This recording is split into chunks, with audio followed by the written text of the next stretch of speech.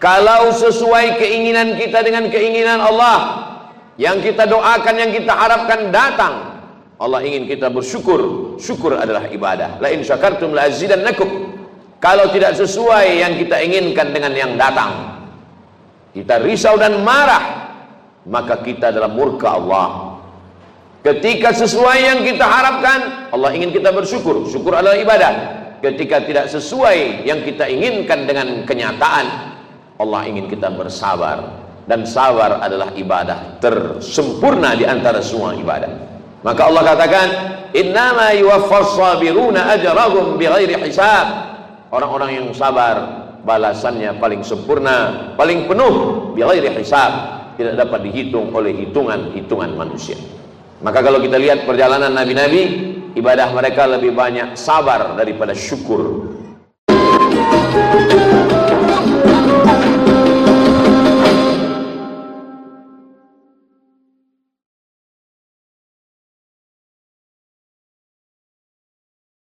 Assalamualaikum warahmatullahi wabarakatuh.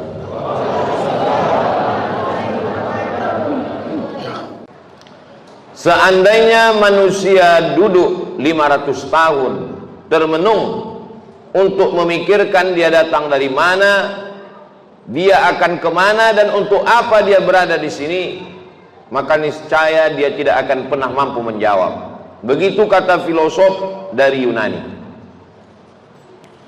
Karena keterbatasan akal manusia untuk menjawab pertanyaan dari mana, mau kemana, untuk apa, maka Allah dengan Rahman dan Rahimnya mengutus Sayyidina wa Maulana Muhammad sallallahu alaihi wasallam. Karena kalau hanya untuk merenung hidup ini akan membingungkan, maka beliaulah yang memberikan jawaban berdasarkan wahyu dari Allah Subhanahu wa taala. Dari mana kita datang? Wa idz akhadha rabbuka min bani adama min zuhurihim dzurriyyatahum wa asyhadahum ala anfusihim alastu bi rabbikum. Ingatlah ketika Allah sudah mengambil persaksian perjanjian dari kamu semua. Belum ada darah, belum ada kuku, belum ada bulu, belum ada rambut, belum ada daging. Ketika itu roh kita semua sudah berkumpul di hadapan Allah Subhanahu wa taala. Dan Allah bertanya dengan satu pertanyaan, alastu bi rabbikum, bukankah aku ini Rabb kamu? Lalu kita semua menjawab, bala syahidna, kami bersaksi engkau adalah Rabb kami. Dari sanalah kita datang. Ini bukan tempat kita, ini tempat perantauan, tempat ujian, tempat jalan-jalan. Nanti kita akan kembali ke tempat asal kita. Maka semua yang kembali selalu kita sebut inna lillahi wa inna ilaihi raji'un.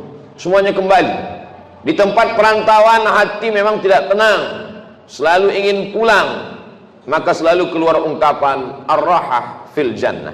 Ketenangan itu nanti di kampung halaman tempat asli kita di surga, bersama Allah, bersama Rasulullah sallallahu alaihi wasallam. Setelah kita tahu, kita sadar kita datang dari mana, lalu untuk apa kita di sini? Wa ma khalaqatul jinna wal insa, tidaklah aku ciptakan jin dan manusia illa liya'budun, kecuali hanya untuk satu saja, beribadah. Kalau lagi hidup hanya untuk beribadah, lalu bagaimana dengan perdagangan, perniagaan, pertanian? Bagaimana dengan membesarkan anak-anak? Disitulah kasih sayang Allah. Yang berdagang pun juga bernilai ibadah. Melangkahkan kaki dari rumah, bismillahirrahmanirrahim, wa'tasamtu billah, la haula wala quwata illa billah. Maka sesungguhnya di dalam tokonya, di dalam rukonya, di dalam pasarnya dia sedang beribadah.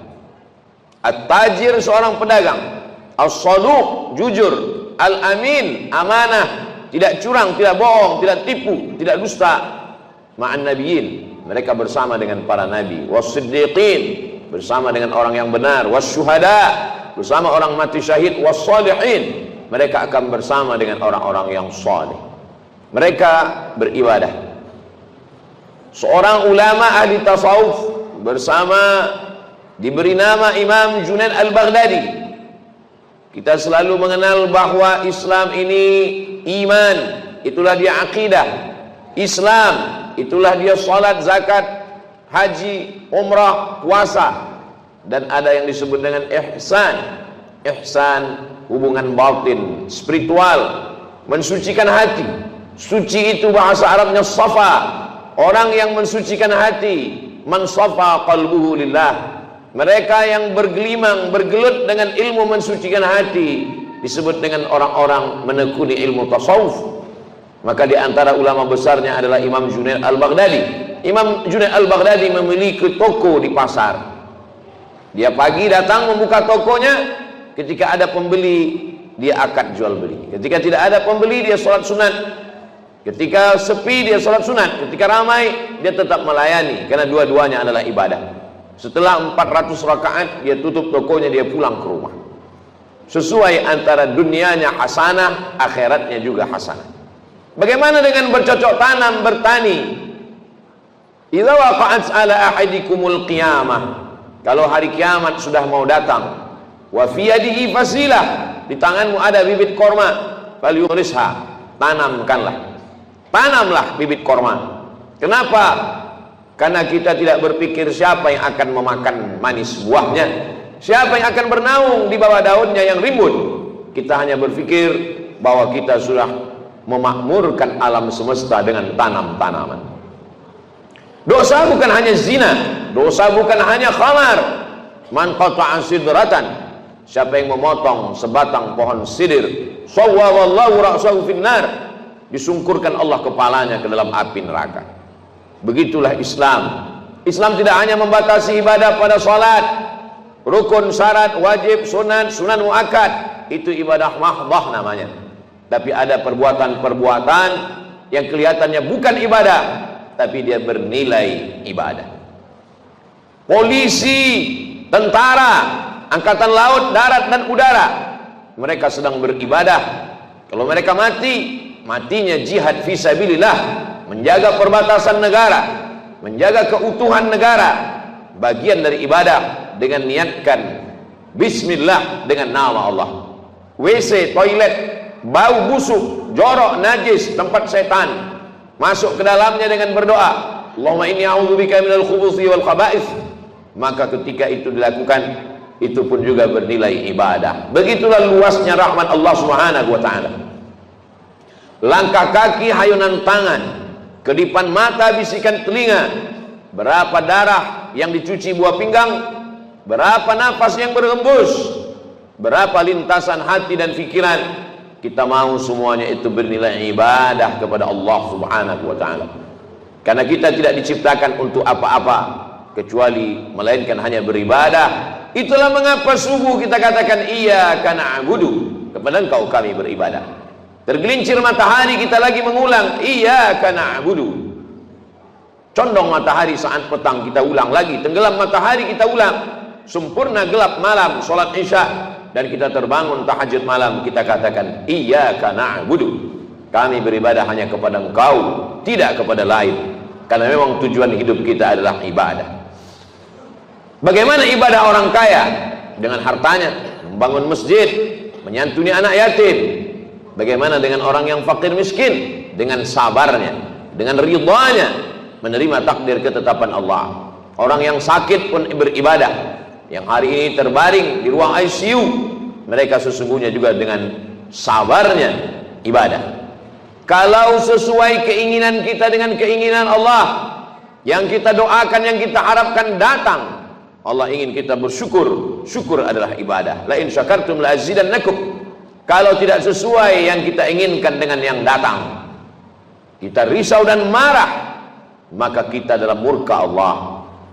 Ketika sesuai yang kita harapkan, Allah ingin kita bersyukur. Syukur adalah ibadah. Ketika tidak sesuai yang kita inginkan dengan kenyataan, Allah ingin kita bersabar. Dan sabar adalah ibadah tersempurna di antara semua ibadah. Maka Allah katakan, innama yuwaffas sabiruna ajrahum bighairi hisab. Orang-orang yang sabar balasannya paling sempurna, paling penuh, bighairi hisab, tidak dapat dihitung oleh hitungan-hitungan manusia. Maka kalau kita lihat perjalanan nabi-nabi, ibadah mereka lebih banyak sabar daripada syukur. Nabi Ibrahim alaihissalam bersabar mendapati seorang ayah Azar pembuat berhala, bersabar terusir dari kaum penyembah bintang, bersabar dibakar oleh Namrus, mengaku Tuhan, bersabar tidak punya anak 86 tahun baru dititipkan Ismail, bersabar ketika mesti terasing dengan anak, buah hati belayan jiwa, ditinggal di kota Makkah Al-Mukarramah, dia mesti kembali ke Palestina, bersabar ketika diminta Allah untuk berkurban seorang anak.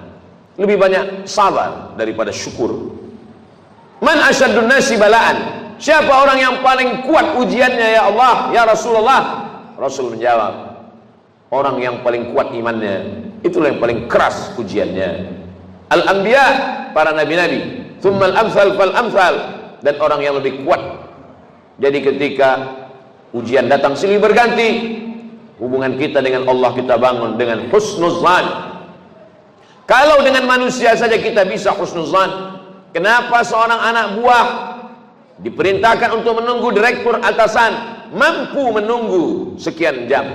Kenapa dia mampu menunggu? Hanya karena mengharapkan gaji bulanan, karena mengharapkan naik pangkat dan jabatan. Dia husnuzan dengan atasannya. Mengapa kita tidak pernah husnuzan dengan yang paling tinggi, paling mulia, paling agung, paling teratas di antara semua atasan? Dialah Allah. Kita husnuzan kepada Allah Subhanahu wa taala. Menyenangkan atau menyusahkan, baik atau tidak baik, itu menurut pandangan kita. Dalam pandangan Allah semuanya baik. Maka kita mintakan kepada Allah yang baik menurut Allah. Berapa banyak anak-anak menganggap orang tua tidak sayang. Anak berharap ingin dibelikan handphone, anak berharap ingin dibelikan sepeda motor, anak berharap ingin dibelikan mobil. Orang tua yang tidak membelikan keinginannya menganggap orang tua tidak sayang. Padahal itulah orang tua yang sayang. Dia tidak ingin anak ini rusak, dia tidak ingin anak ini kecanduan game online, dia tidak ingin anak ini akalnya tidak dipakai untuk belajar. Seorang anak saja sulit untuk menangkap logika seorang ayah, bagaimana dengan logika Allah Subhanahu wa ta'ala? Maka hubungan kita dengan Allah yang paling indah adalah hubungan husnuzan. Buah daripada husnuzan adalah ridha. Sebelum matahari terbit kita sudah katakan aku ridha. Raditu billahi rabba. Aku ridha menerima segala ketetapanmu ya Allah. Orang yang paling bahagia adalah sururul qalbi bimururil qada. Hati merasa bahagia melewati perjalanan takdir Allah Subhanahu wa ta'ala. Sampai kapan? Lelah, letih, kecewa, sakit hati, marah. Sampai kapan? Sampai akhirnya kita tidak lagi mampu berkata dan berbuat apa-apa. Muda, belia, terang benderang, sampai pada akhirnya menguning, layu dan mati. Di sini tempat kita sejenak singgah dalam perjalanan panjang, mampir sejenak ke pom bensin, ke toilet, berwudu, makan, istirahat. Setelah fresh, kita lanjutkan perjalanan. Perjalanan kita selanjutnya adalah kembali menghadap Allah. Ketika kita sudah lulus dengan berbagai macam ujian, ridha, sabar, tawakal, berat ujian hidup, ada yang maha besar tempat mengadu. Angkat kedua tanganmu, katakan Allahu Akbar. Besar ujian hidupmu, ada yang maha besar. Allahu Akbar. Besar dosamu, ada yang ampunannya lebih luas. Zunubi mislu a'dadir rimali. Dosaku sebanyak buih di lautan, sebanyak pasir di pantai, tapi ampunanmu lebih luas, lebih banyak lagi daripada itu ya Allah. Abu'u laka bi ni'matika alayya. Aku datang menghadapmu membawa nikmatmu, nikmat mata, nikmat tenaga. Wa abu'u bi dzambi. Tapi justru aku datang membalasnya dengan dosa-dosaku. Tapi aku yakin dan percaya Engkau mengampuni segala silap, salah dan dosa. Innallaha yaqbalu taubatal 'abdi qabla an yugharghir. Allah menerima taubat seorang hamba. Sampai kapan? Adakah batasan 40 tahun? Tidak ada. Sebelum ghargharah, sebelum sakratul maut, kembali ke jalan Allah. Ya ayyuhalladzina amanu, orang yang percaya bahwa dia akan kembali kepada Allah, hidup sejenak sementara. Man arafad dunya hanan alaih. Siapa yang kenal dunia, maka ringan bagi dia menjalani hidup dunia. Dunia tak sampai setengah sayap nyamuk. Dunia tak sampai setetes dari lautan samudera. Bagi yang dapat setetes jangan bangga, jangan bahagia, karena yang kau dapat hanya setetes. Bagi yang tidak dapat jangan kecewa, karena yang tidak kau dapatkan pun cuma hanya setetes. Masih ada lautan yang luas. Walal akhiratu khairul laka minal ula. Akhirat lebih utama. Wal akhiratu khairu wa abqa. Akhirat lebih baik, akhirat lebih kekal. Seorang penggali parit berkubang lumpur dari jam 7 pagi sampai jam 7 petang, gajinya dimakan, diambil oleh orang yang lebih berkuasa, yang lebih hebat. Kecewa, sakit hati. Dia masih bisa tersenyum. Mengapa? Karena dia yakin ada akhirat. Malik yaumiddin. Di sana ada keadilan. Di sana akan ada perhitungan. Hatta yuqadus satul jalha, hatta yuqadus satul qarna, sampai-sampai kambing yang bertanduk akan dituntut oleh kambing yang tidak bertanduk. Begitulah keadilan Allah Subhanahu wa taala. Untuk apa ada akhirat? Bagi mereka yang A, tidak, T, keyakinan, is. Orang yang meyakini tidak ada Tuhan, tidak ada malaikat, tidak ada akhirat, mereka akan stres, mereka akan depresi, mereka akan bunuh diri. Bagi mereka gedung yang tinggi, puncak daripada penyelesaian segala masalah. Naik ke atas gedung, terjun ke bawah. Kalau dia bahagia, sebahagia-bahagianya, karena menurutnya dialah puncak kebahagiaan, tidak ada Tuhan. Kalau dia stres, susah, depresi, dia akan amat sangat menderita dalam hidup. Orang beriman, kalau dia sukses, kalau dia kaya, kalau dia berkuasa, maka dia akan berkata, hadza min fadli rabbi, ini karunia Tuhanku, liyabluwani, untuk menguji aku, ashkur, apakah aku akan bersyukur, am akfur, atau aku akan kufur. Kalau dia sedang diuji, susah, sakit, menderita, dia tidak stres, dia tidak putus asa, karena itu hanyalah salah satu bagian dari cara Allah untuk menguji imannya. Untuk apa kita hidup sampai hari ini? Kenapa kawan kita, sahabat kita lebih muda, lebih sehat, lebih dulu mati daripada kita? Alladzi khalaqal mauta, Allah menciptakan mati, wal hayata, Allah menciptakan hidup, liyabluwakum ayyukum ahsanu amala. Allah menguji siapa yang paling baik amalnya. Bukan yang paling tinggi jabatannya, bukan yang paling banyak hartanya, bukan yang paling ganteng wajahnya. Ayyukum ahsanu amala, siapa yang paling baik amalnya. Sampai pada akhirnya kita akan menghadap Allah. Allah mengundang, ya ayyatuhan nafsul mutmainnah, wahai jiwa yang tenang, irji'i ila rabbiki radiyatan mardiyah. Kembali, ini bukan tempat engkau, ini hanya tempat persinggahan. Kembali ke tempat yang lebih baik, lebih kekal, lebih abadi. Irji'i ila rabbiki radiyatan, engkau dalam keadaan ridha, mardiyah, dan Allah pun meridai engkau. Fadkhuli fi ibadi, masuklah ke dalam golongan hambaku. Wadkhuli jannati, masuklah ke dalam surgaku. Innal ladzina amanu, orang-orang yang percaya, tsumma istaqamu, kemudian mereka istiqamah, tatanazzalu alaihimul malaikah, turun malaikat kepada mereka. Apa kata malaikat? Allah takhafu, jangan takut, jangan takut dengan sakaratul maut, jangan takut, wala tahzanu, jangan sedih, jangan cemas, jangan sedih meninggalkan istri, anak, keluarga, kantor, kawan, sahabat, jangan sedih. Setelah takutnya hilang, sedihnya terbang. Wa abshiru bil jannati allati kuntum tu'adun, berbahagialah, engkau mendapatkan janji Allah. Dan Allah kalau sudah berjanji, innaka la tukhliful mi'ad, engkau tidak pernah ingkar janji.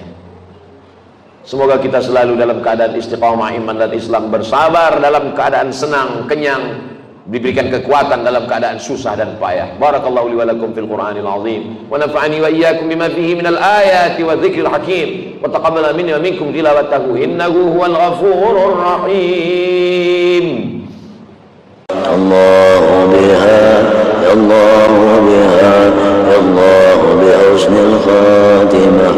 Ya ayyuhar rajul minhu syafa'atan, sallu alaihi wa sallimu taslima.